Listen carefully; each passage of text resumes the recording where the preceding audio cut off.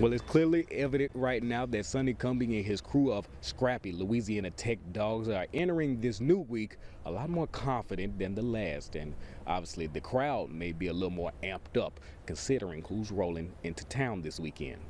While the Bulldogs will have to wait to move conferences at least until next year, they'll get their first preview taste of what Sun Belt play is like when Southern Miss rolls into Ruston.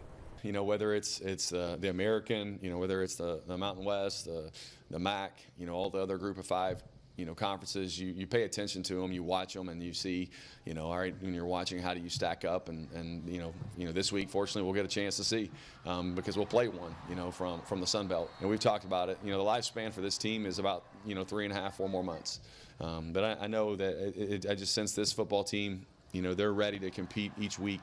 You know, whether it's an SEC team, whether it's a Southland team, Conference USA or Sun Belt, these guys are excited to play football.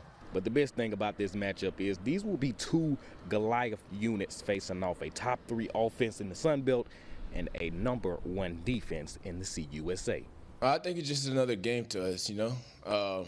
I mean, the conference, yeah, but I feel like, you know, Saturday is Tech versus whoever, so. It'll be a big one. I mean, I think they got, you know, there's a lot of guys from the Sun Belt Championship team that are on that team, a good number of them, and so I think it'll be a huge test for us. They did a phenomenal job against App State last week and really dominating in that win, and so it'll be a good test in terms of where we're at, you know, playing these guys, and then we'll transition back to Conference USA play next week. Sonny Cumbie was also able to give a few injury updates around the team, with defensive lineman for the Bulldogs, Judd Rouillet, out for the season. Quarterback Trey Kuka is on a day-to-day process right now to see how he feels entering the weekend to see if he will suit up.